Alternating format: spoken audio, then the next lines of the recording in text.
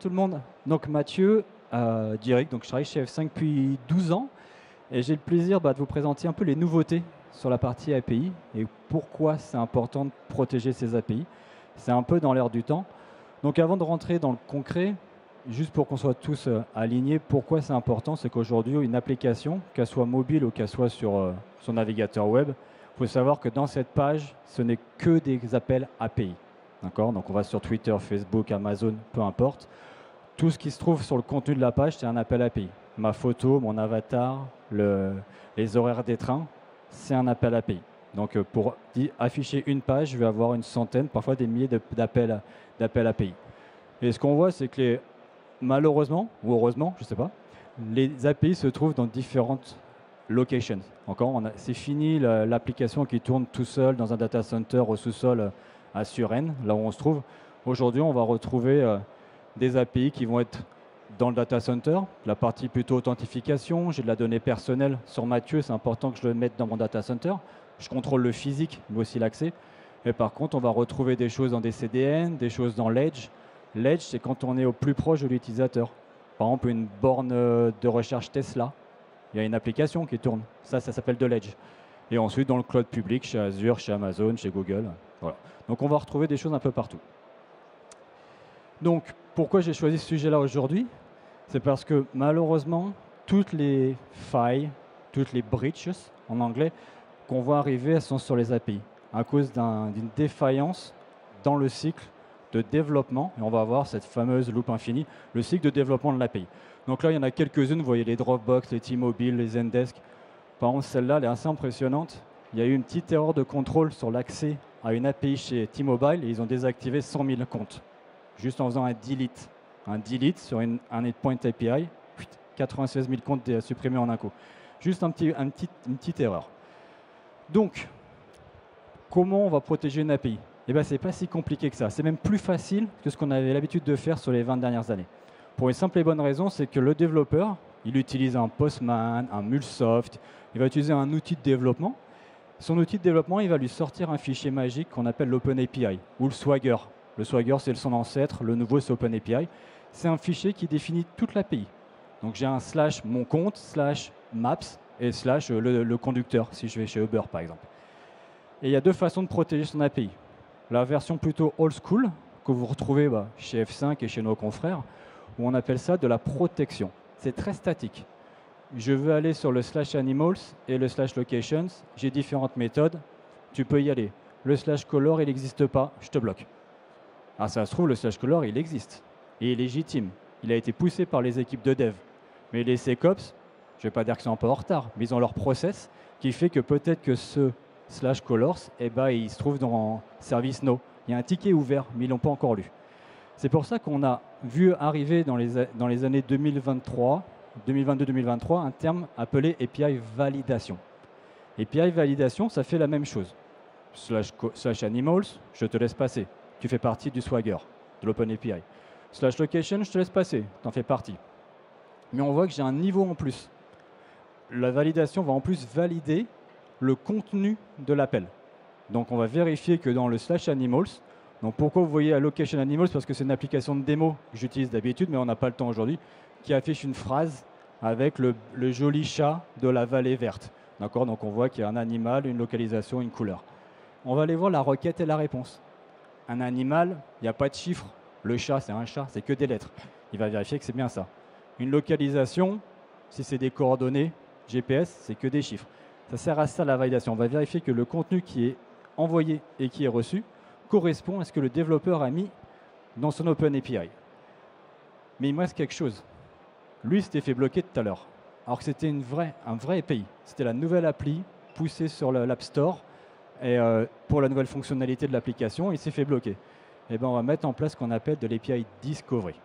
C'est ce qui est attendu aujourd'hui dans un cycle de vie d'une API. C'est-à-dire que le slash color, quand il va être poussé par les équipes de dev, donc Kubernetes, peu importe, et que l'App Store est mis à jour avec la nouvelle appli, l'appli elle va essayer d'aller sur slash colors ou le nouveau slash driver. Et on va voir que les SecOps, je vais vous faire une démo dans 2 minutes, ils vont avoir devant eux une image en disant attention, le colors, il semble être légitime, mais moi je ne le connais pas. Donc comment ça se passe concrètement dans la vraie vie? Je vous fais un exemple d'un client qui me dit, voilà Mathieu, on est J1, on démarre un nouveau projet, les développeurs ont développé l'appli, les SecOps, ils sont au courant depuis des semaines que lundi matin à 9 h du mat, on envoie l'appli. Donc tout le monde est aligné. Ce que j'ai mis dans mon appli, mon Kubernetes, peu importe, est aligné avec la version que j'ai donnée au SecOps. Jusque-là, tout va bien. J'ai 10 endpoints API, 100 endpoints API, tout va bien. On connaît tous les DevOps. Les DevOps, ils sont rapides et ils poussent la V2 parce qu'ils n'ont pas envie d'attendre. C'est une super feature. Et on se retrouve avec ce qu'on appelle un drift. Un drift, c'est une différence entre ce qui est exposé sur l'Internet et ce qui est protégé. Dans le temps, on l'aurait bloqué. On aurait bloqué le business. On aurait eu beaucoup de plaintes de la part du business. Donc là, ce qui va se passer, c'est qu'il y a un mécanisme qui se met en place, qui est l'API Discovery, qui va dire « Mathieu des SecOps, pour ton info, moi je vois ça, et toi tu m'as dit que c'était ça. Je te propose d'auto-approuver cette différence pour que toi, en tant que SecOps, tu sois aligné avec ce que le business attend de ta part. » Et à ce moment-là, moi j'approuve ou pas ce drift. Je peux l'approuver tout de suite. Je peux ouvrir un ticket ServiceNow et dire « Et les gars du DevOps, vous êtes au courant de ce drift? Ah ouais, Mathieu, on est désolé, on a ouvert un ticket, mais je pense qu'il est dans la queue de ton ServiceNow. » Je l'approuve et à ce moment-là, je suis aligné. Donc je réduis ce temps de latence entre le moment où on sort une nouvelle version et le moment où je la protège. Et malheureusement, c'est une loupe infinie. V2, V3, V4, V5. Vous le voyez sur votre iPhone, hein, les applications sont mises à jour quasiment toutes les semaines. Application mise à jour signifie nouvelle API. Alors à quoi ça ressemble? Quelle est la solution chez F5? Chez F5, la solution s'appelle F5 Distributed Cloud, ce que vous voyez là. C'est du SaaS, donc c'est une console que vous avez sur Internet. Je vous ai mis un petit screenshot, mais dans 1 minute, je vous fais la démo. Et le but, c'est de fournir de la visibilité au SecOps. Donc je vois mon API, vous voyez, hein, c'est un arbre, une API, hein, avec les différentes branches. Quand j'ai du rouge, c'est que je ne connais pas. Quand j'ai du bleu foncé, c'est que je connais. J'appuie, j'accepte, je refuse, je bloque. J'ai plein de possibilités. Et il y a une question qu'on me pose souvent et qu'on a vu sur le stand. C'est Mathieu, j'ai pas besoin de toi, j'ai un WAF. Mathieu, j'ai pas besoin de toi, j'ai une gateway, une API gateway. C'est pas faux. Le WAF est nécessaire, la gateway est nécessaire, mais ça ne suffit pas aujourd'hui en 2023. D'accord? Le WAF, son job, on le voit bien, le WAF, c'est plutôt du mode patching. C'est je vais protéger les vulnérabilités que l'environnement de l'API va exposer. J'ai une faille, j'ai une CVE. Là, je vais protéger avec mon WAF. La gateway, ce n'est pas trop son job. La gateway, le but, c'est de router le trafic au bon endroit, autoriser la bonne personne, faire un peu de rate limiting pour protéger l'appli. Donc, chacun a son job. Mais eux seuls, et même ensemble, ne suffisent pas pour faire de l'API security. D'accord? Donc, c'est important d'avoir au-dessus quelque chose qui va permettre justement de comprendre comment l'API est consommée. Donc, je vais juste passer sur une démo qui dure 3 minutes. Ça, vous allez voir un peu à quoi ressemble l'interface. Donc ça, c'est l'interface dans laquelle j'ai une appli. On peut imaginer une application d'un taxi ou peu importe. Donc là, on voit bien que je suis sur une application qui s'appelle AppWorld. J'ai plein de métriques. Ça, c'est des métriques de sécurité au niveau global. Après, je peux zoomer juste sur la partie API pour savoir est-ce que toutes mes API sont connues, est-ce que j'en ai découvertes qui sont inconnues, comme celle-ci. D'accord? Celle-ci, la Verify, elle est inconnue. Elle n'est pas dans l'inventaire, elle n'est pas dans le fameux fichier OpenAPI. On essaie de donner le plus de visibilité possible. La difficulté pour un SecOps, c'est quoi? C'est de savoir sur quoi travailler, à quel moment. Si on lui donne trop d'infos, il ne sait pas quoi faire. Si on ne donne pas assez, il ne sait pas où aller. Donc là, on va lui donner le plus d'infos possible afin de pouvoir prendre la bonne décision. Donc il sait exactement ce qui est connu et ce qui est inconnu. Donc il ne va pas se concentrer là-dessus, il va se concentrer sur ce qui est en rouge. Il clique dessus, il y a une petite fenêtre qui apparaît pour lui donner un peu d'infos dessus. D'accord? Donc là, si vous ne voyez pas, je vous lis, c'est marqué Discovered. C'est qu'est-ce que la plateforme a vu. Donc on ne s'intéresse pas à ce qui a été fourni par les développeurs, on s'intéresse à ce que la plateforme voit passer. J'ai des utilisateurs du monde entier ou de la France qui consomment l'application, et par contre, je vois des choses que moi, personnellement, on ne m'a jamais dit. Et ils nous l'informent. D'accord? Donc là, je peux commencer à prendre une décision. Et ensuite, j'ai une autre vue, un peu plus détaillée, dans laquelle je retrouve exactement la même chose. Sur la gauche, je vais voir mes API, sauf que là, je commence à avoir des informations assez intéressantes. Derrière tout ça, il y a de l'AI. On est obligé d'avoir de l'AI ou du machine learning pour faire de l'API sécurité. Sinon, c'est trop statique, on ne peut prendre aucune décision. Donc si je prends par exemple un endpoint, vous avez vu, il y avait un score 90. 90, c'est un mauvais score. 0, c'est un très bon score. Il me dit, il faut que tu regardes parce qu'il se passe des choses sur cette API. Même si je la connais, il se passe des choses anormales sur cette API. Et c'est ce qu'on va voir ici. Je vais me balader dans les différents menus et je vais pouvoir voir ce qui se passe. Et donc là, je laisse passer la partie découverte. Découverte, je vous en ai déjà parlé. Mais dans 31 secondes, il va arriver dans la partie posture. Posture, c'est la partie machine learning et IA de la plateforme qui me dit, bah, regarde Mathieu, ton API, ok, elle est dans l'inventaire, elle est découverte, mais par contre, je vois que les tokens qui arrivent pour s'authentifier, ils n'ont pas de date d'expiration.